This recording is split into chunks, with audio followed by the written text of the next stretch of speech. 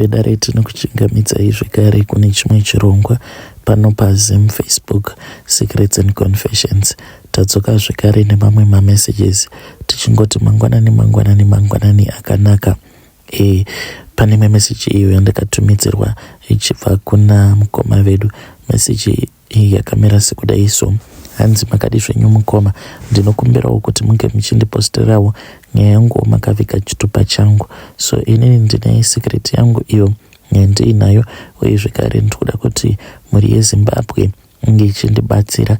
Mudzimai wangu ndomuudza here, so far nemudzimai wangu tangova about 5 months kubva zvatakatanga kugara tose, but yei mukomana she, even though she has been trying, neniwo ndiri kutozamawo like paari ndipo pandainge ndakatotarisira kuti this time around zvichaita, because pose apa ndainge ndichingogarawo nevakadzi avo vandainge ndichingosangana navo munomo muJoni. Saka uyo ndakazotoita kutotora kumusha ndikati zvimwe kuda zvichaita, but now 5 months down the line zviri kuramba. So the reason as to why ndazouya panapa, ndoda kuti mhuri yeZimbabwe inge ichindibatsira, because baba vangu vakasvika pakundiudza kuti inini nekuda kwekuti ivo vainge vari murombo, hanzi ini pandainge ndichiri kuma 10 years or so vakaenda neni kuHarare, vainge vasingazivi chikonzero chavainge vakanzi nabanguru mukoma wavo vange vachiuya kuHarare. Takati taenda kuHarare kuya hanzi ndipo pandakazotorwa natete vachiti vainge vachida kundiona, but tete ava ndinorangarira kuti vakazoenda neni kumuFakose, tikaenda pamba peimwe n'anga iyi yainge iri yechirudzi. I can never forget the face of that woman mukoma. Face yemukadzi iyeye yainge ichityisa zvisingaite, ndokainge katorike kutotanga kutoendawo kun'anga, uye zvekare ndiko kainge kari kekutanga kutonwiswa mishonga nen'anga. Mushure mekunge ndanwiswa mishonga iyaya, zvimwe zvakazoitika mukoma handichazvirangariri, but ndinorangarira kuti painge paine chimwe chidhori icho chandakanzi ndinge ndichichigamuchira. Chidhori ichi mukoma, sezviya zvakaita zvana bhabhi, but chainge chakaita chekugadzirirwa manje, chainge chakatopfekedzwa gauni rewhite. Ndikabva ndatonzi chidhori ichi ndiye achazova mukadzi wako.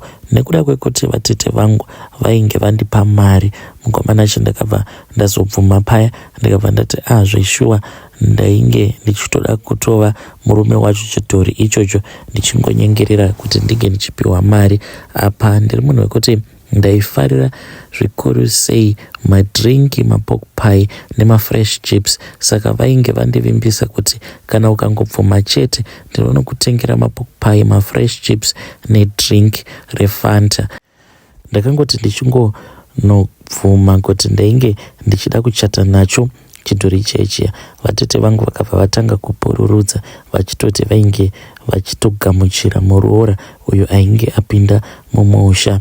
Zvadaro mukomananshi vatete vakabva vandipa mari iyo yavakanditi ndinge ndichipa chidhori. Saka mari iyoyo chidhori ichi chakatanga charadzikwa pafloor. Ndakabva ndazonzi ndinge ndichitora mari iyaya ndobva ndangonogadzika pamusoro pechidhori chechiya. Ndainge ndakapfugama ndichideketerera ndichichiudza kuti nemari iyi ndoda kuti unge uchizova mukadzi wangu, ndiyo mari iyi yandashandisa pakukuroora. Sezvawaona kuti mari iyi haina kubuda muhomwe mangu, asi yatobuda muhomwe mehama yangu, zvichireva izvo kuti kunyange hama dzangu dzatokugamuchira iwe kuti unge uchizova mukadzi wangu. So mukomanashi ndo kutorodzwa ikoko kwandakaitwa kumweya wengozi, but mukoma nekufamba kwenguva ndikazosvikawo pakukanganwa. But ndine hope idzo dzandaipota ndichirota, like ndaitorota mukadzi, nanasi uno ndinomurota mukadzi uyu. Dzimwe nguva anomboya akaita mukadzi mutema, dzimwe nguva anouya kwandiri ari mutsvuku zvekuti anenge achitoita sekunge anenge ari murungu. Anoti kana auya kwandiri paya ndipo apo paanobva achizotanga kutaura neni achitondipa respect kuita sekunge nditori a real husband. So by the time pandakazouya kunoku kuSouth Africa, I had tried for a very long time kuti ndinge ndichipindawo murelationship, but ndiri munhu uya wekuti kana ndikangogara ndadanana nemusikana kana mukadzi wandinenge ndichidanana naye, munhu uya anobva azongondiramba zvisina kana tsarukano. Ndipo apo pandakazouya kuno kuJoni ndikabva ndatanga kugara nefriend yangu, then iyewo ainge aine munhu wake waainge achidanana naye. So like ndiri munhu uya wekuti ndine mweya wejambwa nemunyama. Pose pandinenge ndasvika vanhu vanotanga vachandifarira, but nekufamba kwenguva vanhu vanobva vazotanga kundivenga. Ndozvakaitika ipapo. Friend yangu yakasvika pakundivenga mushure mekunge ava kuudziwa zvekuita nemukadzi uyo waainge achidanana naye, achitonzi munhu wako uyu ndiye ava kutitadzisa kuti tinge tichifara madiro. Mufesi wangu akangotanga kungoita mamudhu, akatanga kucomplaina. Dzimwe nguva mukoma ndaiti kana ndikaswera padheni ndisina kuwanawo peace job, aizoti kana adzoka paya munhu obva atanga kungocomplaina achiti chikafu chiri kupera. So ndakabva ndaona kuti zvainge zviri nani kuti ndinge ndichitsvaka kwangu kwekugara. Ndakati ndava kugara ndega ndikaona kuti zvainge zviri nani kuti ndinge ndichitsvaka mukadzi, otherwise ndaikwanisa kuzodyiwa ndikapera nemahure emuJoni. Mukoma mukadzi uya akandiudza kuti ainge achida kundizvarira mwana, asi zvakaramba mukoma kuzonosvika munhu ega achiti zvainge zviri nani kuti tinge tichirambana. Ndipo apo pandakapinda zvikare mumarelationships akasiyana-siyana, but still no change at all. Ndokubva ndazosarudza kuti zvainge zviri nani ndinge ndichiita mukadzi wekutora kumusha direct. Ndipo apo pandakazosangana neuyo akazova mukadzi wangu. Challenge iripo ndiyo mukoma, zvemwana zvatoramba, but kuhope so ndinotorota ndiine vana vangu, ende vana ava vanenge vakawanda chaizvo mukoma Nash. Ndodawo kuti mhuri yeZimbabwe inge ichindibatsira. Secret iyi inoita here kuti ndinge ndichiudza mukadzi wangu kana kuti ndongoramba zvangu ndakanyarara? Chimwe zvekare mukoma chinoitika kwandiri ndechikuti dzimwe nguva ndinokwanisa kutomuka ndiine mascratch ndakaparwa muviri wangu. Ndichitaura nemi kudai so mukoma, ruoko rwangu rwekuleft nechepa shoulder pangu apa patori nescratch 1 2 3, patori nemascratch matatu, kutorakidza kutoti pane chinhu chakandipara ndakavata. Uye zvekare nechepaside kuraiti uko mukoma Nash ndine mamwe mascratch maviri. Kana ndichiti mascratch, it's not like anenge ari mazivanga, just like kana ukaparwa nemunhu so. Ende zvinhu izvi zvinongogara zvichiitika. Dzimwe nguva ndinotonzwa kutoti ndinenge ndakaparwa kana kumusana kwangu kana muzvidya umu. Like pandinoparwa muzvidya ndipo apo pandinenge ndarara usiku hwose mukoma ndichiita round after the other nemukadzi iye uyo wandinongorota achiuya kwandiri achindiudza iye kuti mukadzi wangu. So handizivi kuti chikwambo here chinorara chichindipara kana kuti hamenowo kuti chii chinenge chichiitika. Please mukoma Nash, kana mukaposta nyaya yangu ndizivise ndichange ndichizoteverera mucomment section. Vedari ndo message iyo yandakatumidzirwa ichibva kuna mukoma vedu. Zvakangoma hazvo vedu we, ngatisamei kuti tinge tichitaura navo mucomment section. Rekedzai tibva taenda panyaya yedu inotevera.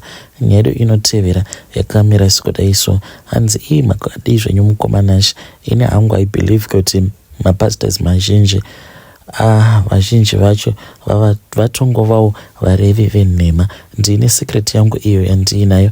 I am a woman mukoma Nash who is aged 25 years old. So my secret, it goes on like this. Ndine imwe friend yangu uyu akatosvika pakutomitiswa napastor mukoma the first time around, akatopiwa mari. Ndini ndakatomuperekedza tikatoenda pane chimwe cheabortion clinic mutauni imomo kuno kwatiri kugara kuHarare. Ndokubva anotenga mapiritsi aya akabva amanwa mukoma, akabva atoita abortion yake. But mukoma zvandakaona it was not an easy thing. Kana ina ndifunge kuti ndikamboita zvivindi zvakadaro. zvinotoda avo vanenge vakashinga mwoyo. Vanoita mwana wekudzupura, mwana haabudi ari complete but anobuda ari mapisi mukoma. Zvandakaona zvainge zvichityisa. Friend yangu yainge ichingochema kana kutarisa, ndakada kuda kumbogara akatarisa mapisi emwana mushure mekunge vapedza kumudzupura kudaro. Akabva azongoiswa mune chimwe chainge chakaita chitray chesimbi, so hamene kuti mapisi iwawo akazoendeswa kupi. After that muone zvenyu, ndakatomuudza kuti from now on kana kuri kunzi ivo havadi kuti ungochitora family planning pill, because aiti hanzi kana ndikabayiwa dhepo vanotanga kupopota vachiti izvo zvauri kuita ndo zvinozoita kuti sikarudzi yangu isazowana simba, saka ufanira kushandisa mafamily planning methods. Ndikamuti why don't you guys condomize, because mwana wacho handiti havadi, kana ukabatira pamuviri vanopopota. Amene kuti akazonyengererwa sei ndobva apamwa zvekare, and then she fell pregnant. Ndini ndega ndainge ndichizviziva. Kana maparents ake kusvika pari zvino vanotongofungidzira kuti akatongomitiswawo neumwe musoja uyo waainge achidanana naye, but musoja wewe one day akatondidaidza akatoti I want to see you. Ndikabva ndatoenda kubaraki kwavo. Mukadzi wacho ainge asikwa mukoma. He then told me kuti he knew kuti shamwari yangu, the pregnancy that she was carrying, he was not the father. Zveshuwa ndakabva ndamuudza chokwadi because ainge achitoziva. Ndikamuti yeah, you are for real. Akabva anditi saka munhu akamumitisa ndeupi. I could not tell him because ndainge ndava kutya kuti I could end up exposing the pastor, wanting to silence him mukoma. Ndakangosimuka kubva apo patainge tigere, ndikabva ndapinda mumba make. Akanditevera mukoma, akatowana ndatova busy ndichitokurura nhumbi dzangu. I silenced him using sex mukoma, trying to protect my friend and also protecting the pastor because he's quite a very big pastor. But kubva ipapo ndipo pandakabva ndaona kuti mapastors echokwadi kwangosara vashoma. Maybe akusitomborina mapastors echokwadi nekuda kweizvo zvinoitika, zvandinoona zvinoitika pakati pefriend yangu napastor vedu. Vedare ndo message iyo yandakatumidzirwa ichibva kuna vanzvadzi vedu avo. Zvakangoma hazvo vedu we, strange things indeed they do happen in this world. Regedzai tibva taenda panyaya yedu inotevera. Nyaya yedu inotevera yakamira sekudai so. Hanzi makadi zvenyu mukoma, ndinokumbirawo kuti munge muchindiposterawo nyaya yangu makavika chitupa changu. Nyaya yangu yandinayo mukoma yakamira sekudai so. Inini ndikuda kureurura kuti it was last month apo pandakaendawo pane imwe website ndokubva ndazofila up this other form. So ndainge ndazviudza kuti ndainge ndichida kuti ndinge ndichijoina zveSatanism, ndokubva ndajoina Satanism paya mukoma. I actually received even an email confirming kuti zveshuwa ndainge ndajoina Satanism. After that mukoma ndakabva ndazodzokera kuwebsite kwekuya ndokubva ndachizodeleta information yangu yose. Then I forgot about everything.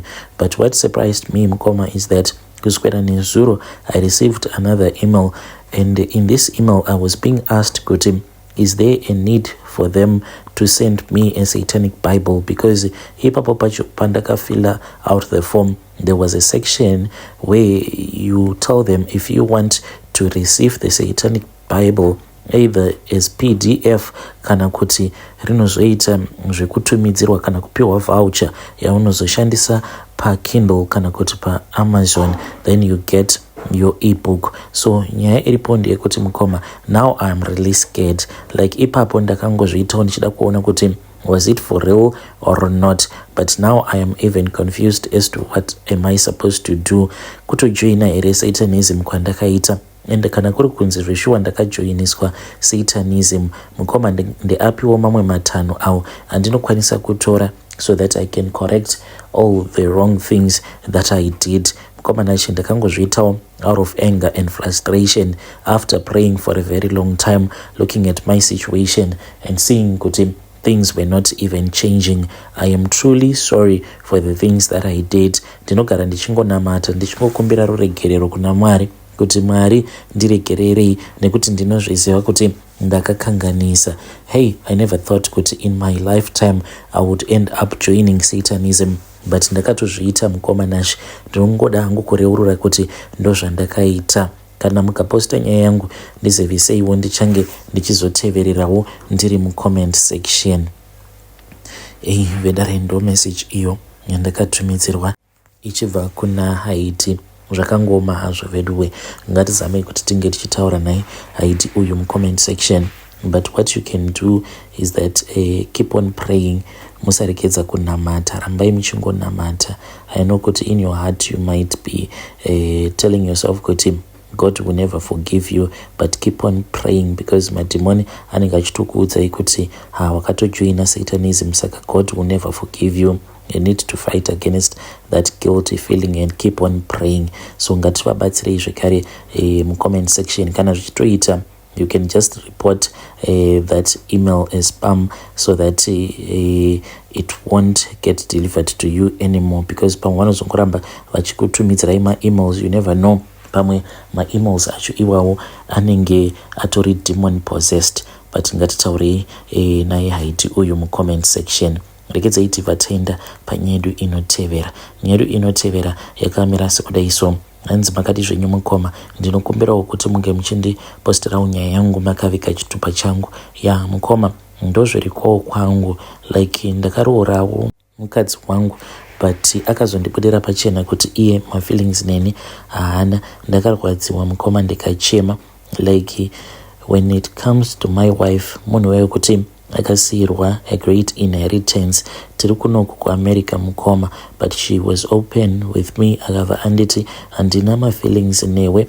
So ndakati ndichichema kudaro, akabva anditi no, do not worry, because you are forever going to be my husband. Akatondiudza kuti the reason as to why akabvuma kuroorwa neni akandikadzirisa mapepa ekuti ndinge ndichiuya kunokuwo kuAmerica, it was because she just wanted me to give her a child. Nyaya iripo according to him is that iye atori nemafeelings nevanhukadzi vakaita saye. Ndakatomboti zvimwe kuda kunyepa until she introduced me to this other woman. So akabva anditi I won't be bringing this woman like each and every time, because I respect you, uri baba vevana vangu. So zvinondirwadza mukoma, because nditori nemadays ekutoti ndinotorara ndiri ndega, mudzimai wangu asipo, and anenge atoenda kunoona munhu wake. Vanenge vachiita izvozvo zvelesbian, ari kutodanana nomumwe murungu, nomumwe mukadzi. Mukoma Nash, kana